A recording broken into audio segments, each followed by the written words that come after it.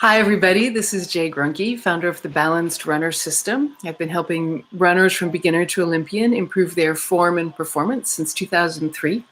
And I'm here with your next stuck-at-home running form tip from my living room to yours, helping you take advantage of this time when normal activity is suspended as an opportunity to become a better runner. So we've been working on your forward lean and how to troubleshoot it. And the last two videos have been troubleshooting your calves and your glutes as issues that might be preventing you from being able to easily lean forward when you run. So today we're going to look at your head and looking around. But first, I just wanted to share with you that we're slowly falling into a routine here at home with my 11-year-old son and myself and my husband all working from here, as opposed to it just being me, which is a big change for me as well as everyone else. And my husband has been going out the door every morning and just running up our hill to get a quick bit of cardio because he's not having his usual bike ride to work, and jiu-jitsu classes for sure would be contraindicated for coronavirus prevention. So he comes back in after his morning run and he's like, and he's just radiating the smells of the forest, and like he's got a glow of well-being. And he said this morning, you know, it's getting easier to go up that hill, and boy, I feel great.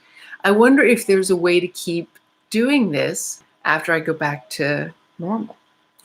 And so I was really happy that he's digging his running, you know, and getting into that, something he did when he was younger, but he didn't continue at all in adulthood. And, you know, and that's something we all know already, right? How great running is, how amazing it can make you feel. And I hope that you're able to get out the door today and get a little of that feeling for yourself as well. And if you're in a place where you can't go out the door today, then I know when you finally can today and get a little of that feeling for yourself as well. And if you're in a place where you can't go out the door today, then I know when you finally can again, you're gonna love it 10 times more than ever before. But the other thing I was thinking is, you know, I really do hope, like in this example, my husband has found something that he hasn't been doing in his normal life, and probably wouldn't have started because it's honestly not convenient with the way his work life normally works. But something that is a surprise that he really loves and wants to take back with him into regular life when it resumes. And so I hope that you're also taking this opportunity when everything is disrupted to find something like that for yourself, to something you really like and want to keep doing when this is over. So with that preface, then pretty much everything I'm going to say about running form today is going to sound like a metaphor for life. But it's just like that. So we're talking about leaning forward. And a forward lean is essential for good running form. And I explained that in the first stuck-at-home running form tip. And then, you know, and I'm trying to help you lean forward, both into becoming the runner that you want to be, as well as when you're running. And we're troubleshooting that. And like I said, the thing that we're looking at today is your head. And my question for you is, how easily can you look around when you run? Because that is critical. That's a critical indicator of your ability to lean forward. And improving that will improve your forward lean automatically. You know, we can even see this in athletes in sports that include running, but other things too, like football and soccer and field hockey and you name it, anything where an athlete has to run. And look around at what's happening on the field and where the ball or the, you know, whatever is. They all, also they're usually running pretty fast most of the time, but every single athlete in a sport like that leans forward. And these things are linked. Having the freedom to look around. And people who are pure runners or who are triathletes, where still it's all about your own body's movement, and there's not a team thing that's going on. There's not a ball that you have to keep track of.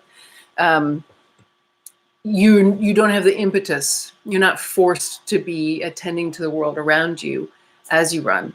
And that actually really is a loss for us in terms of developing good form. So let's look at that and why that is today. So I'm going to show you actually, move the chair. Cat is sound asleep as usual. Let me see. I'm going to take this camera down just a little bit.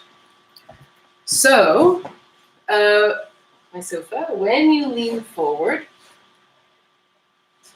okay, when you stand up, your head is in this relationship to your spine, right? And if you maintain that relationship when you lean forward, you're looking out and down.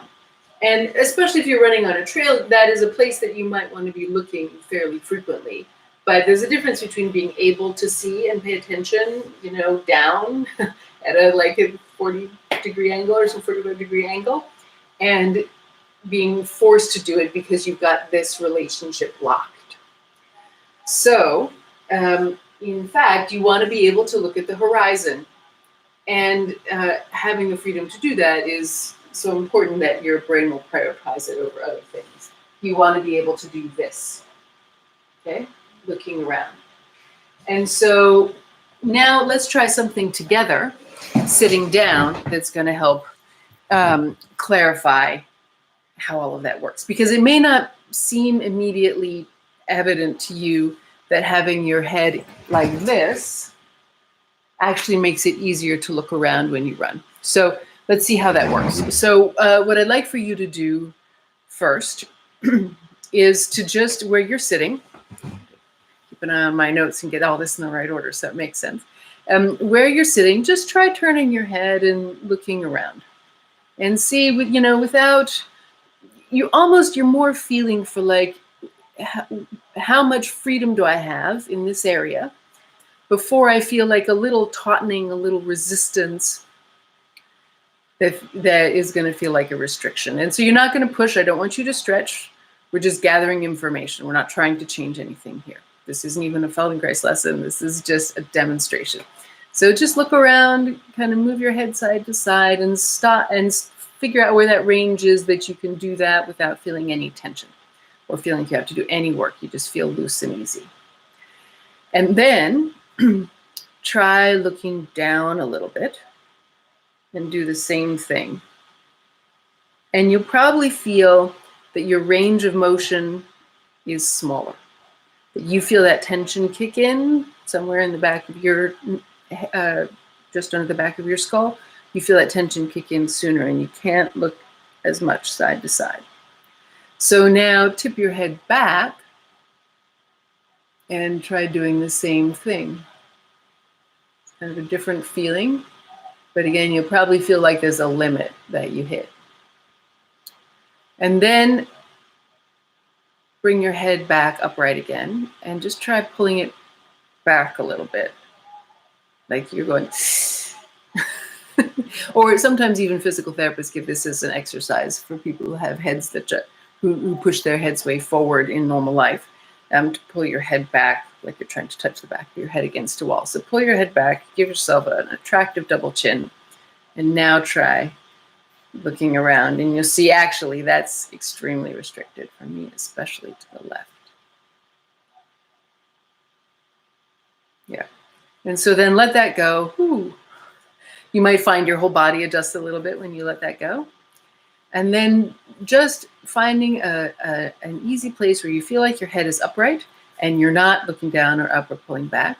And again, try moving your head side to side and you'll find that your range of motion is the best there. I'm just going to flat out tell you that because I know that's what you're finding. Like, and especially then having done those other experiments, you've even improved it a little bit more. So you can already extrapolate from there the consequences of looking down or looking up or pulling your head back, which again is sometimes recommended, but is really very harmful to your running form, versus just leaving it loose, finding a place that's loose and where you can easily look around. Now you could be some use on a football field. But all of this is upright, right? like like I'd showed in standing. So I'm going to turn sideways, and now let's look at this in a forward leaning situation. So again, you're sitting in your chair. I'll move a little away so you can see a little. Oops, so problem. Disturb the sleeping cat, which is dangerous. So just try leaning. You're just going to try rocking forward with a straight back while sitting down, just like that. And you can keep your head in line with your spine the whole time. You just feel how to do that, and then once you get the hang of that, keep yourself in that position and try looking around. And sense for tension, and also see, what part of the world can you see?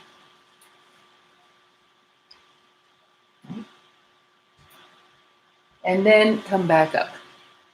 So that's what you've got if you're keeping your head in line with your spine and leaning forward when you run.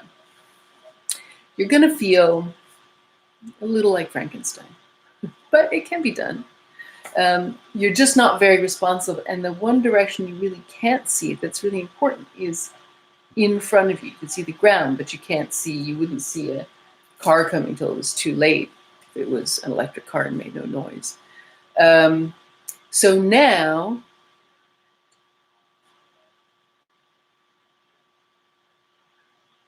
just making sure I haven't skipped anything. So now let's try something different. So you're going to have your head just stay facing forward and just kind of glide forward and back like it's on some sort of track as you lean forward. Like that. And so maybe you can lean forward a lot, maybe not so much. If your pants are tight around the waist and they're pushing into your belly or making you round your back, then just undo your top button and try it. You're at home anyway, you can do that. So that is what we're talking about here. So the next time you've done that, stay there, lean forward, head on a track, and now try looking around and see where you can see. And I think you'll find that you can actually turn your head quite a lot like this. So again, so this is how it works in running. And if you have leaned forward and you kept your head on this forward track where it's really free and you can look around and a bird can sing and you can see, oh, what kind of bird is that? And you can hear a rustling in the bushes and look to see if it's a bobcat, which it was for me once last week. Then you've got a good forward lean. And if you stay leaning forward here, if you retract your head, you see what just happened to my back. So I hit forward and I pull it back. So I feel a lot of tension in my back. My lower back is now arched. And if I try and look around, I feel a lot more tension and restriction. Reset. Than when my head isn't retracted. Not retracted, retracted. And honestly, if I hadn't been turning my head a million times in a million different ways right now, it would be more restricted than that. So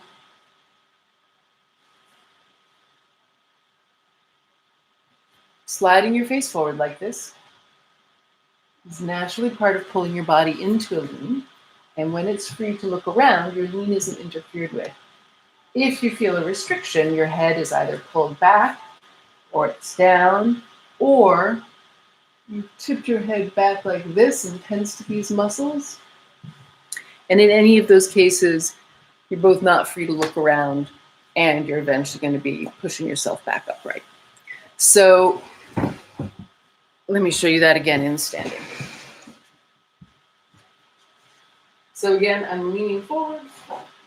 Oops, my head goes forward like on a track. This feels so much better, makes so much more sense in standing, and I can easily look around as much as I want. If my head is pulled back, that's much more restricted.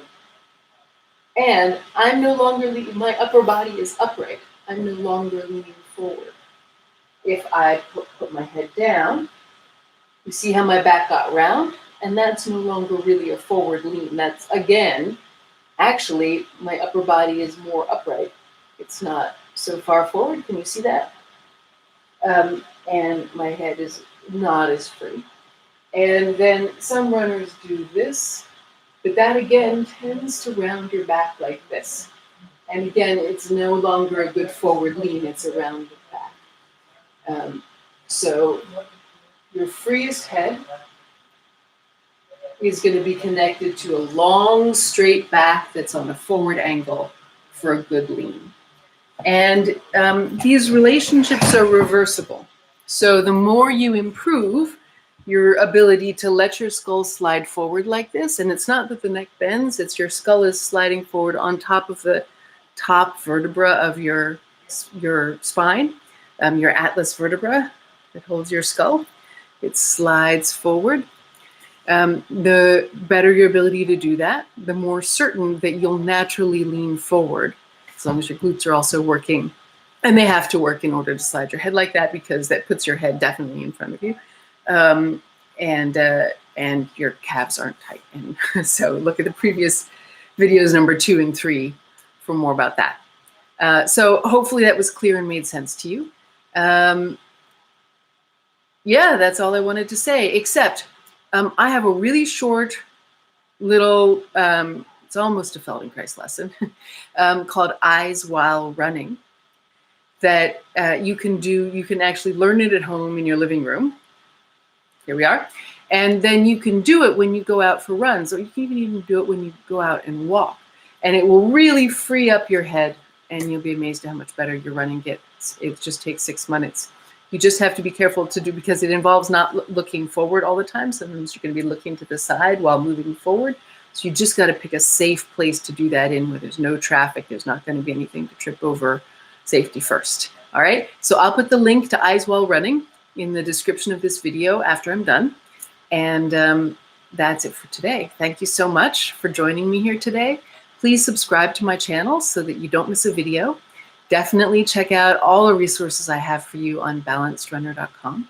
And I'll see you again live tomorrow at 11 a.m. Pacific.